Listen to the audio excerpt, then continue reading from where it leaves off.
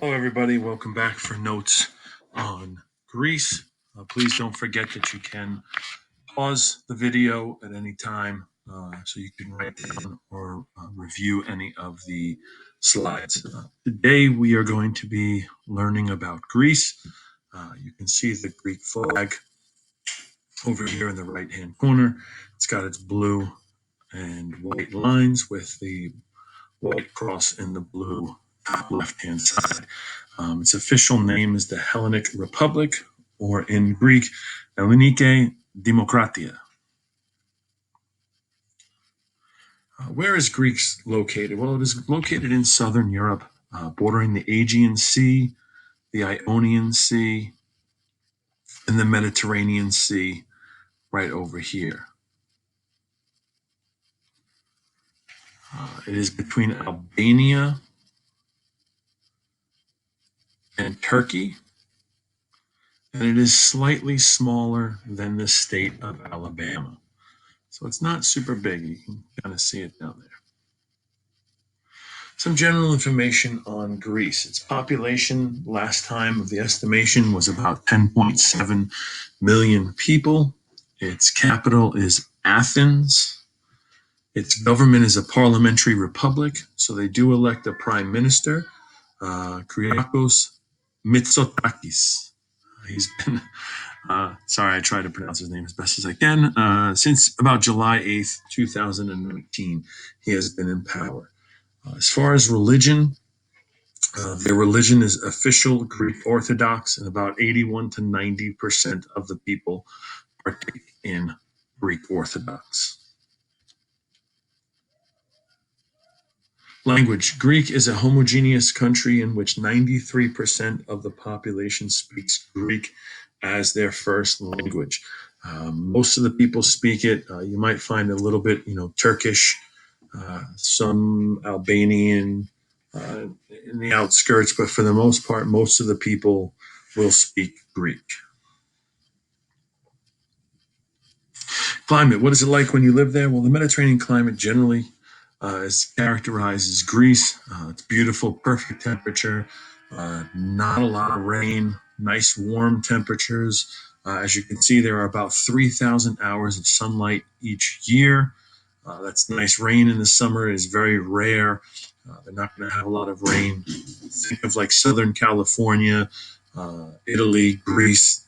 Those are beautiful types of climates to live in.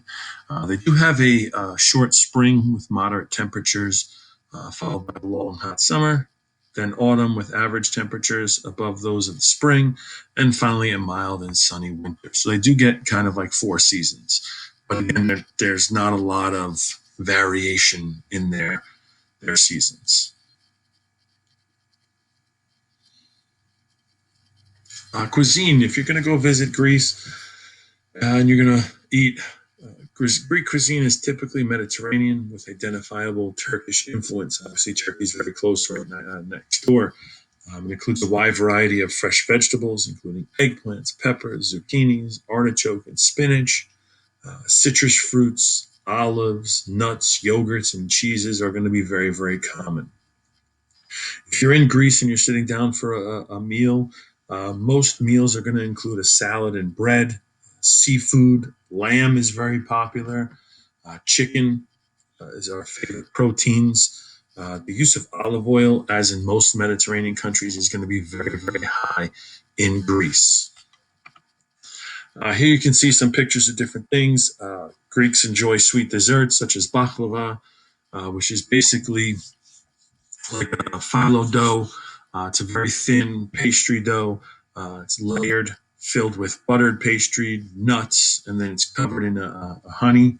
It's cooked off. It's very, very sweet. It's very good though. You can see it up here. Here's a piece of baklava. Like we said, lamb is a favorite protein in Greece. Olives, yogurts, cheeses are going to be commonly used. You can see them all over here. Grape leaves are going to be popular. Gyro. Also, moussaka, which is eggplant baked with lamb and sauce, is a favorite dish in Greece. Spanakopita is a traditional Greek dish of spinach, feta cheese, and seasoned and baked in the same type of phyllo dough as we saw with the baklava.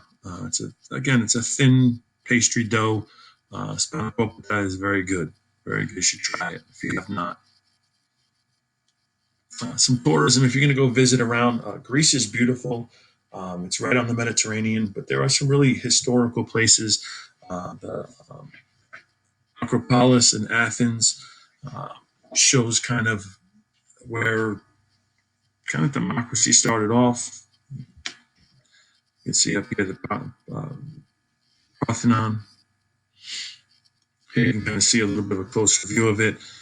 It's very, very old. It is deteriorating a little bit, but hopefully it'll stick around for a little bit longer. In the alpine areas of Greece, there are a variety of wild herbs. You can see up here. It's just a beautiful picture. Camelline, which is used in a lot of tea, can be up in this area.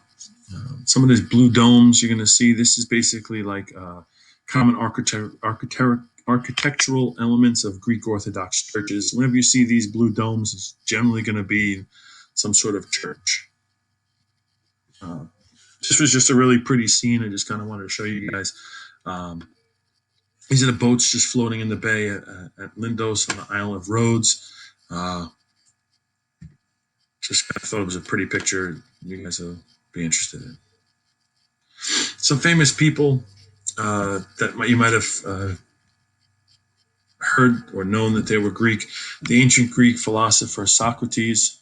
He is credited with steering philosophy toward the study of morality and ethics. There's a statue of him in Athens. When you guys get older and you start taking your philosophy classes in college, you'll learn a lot about him. Greek mythology is huge. Greek gods and goddesses. This is Zeus. He was one of like the bigger gods. He was one of the more important gods. Lived in Mount Olympus. And then Homer,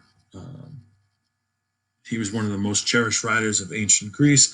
He is credited with authoring the masterful written epic of the poems The Iliad and the Odyssey, which are the earliest surviving examples of European literature. Some other things about Greece that you might have heard of. The marathon, which was 26.2 miles, was first originally run in Greece. The Olympics started in Greece.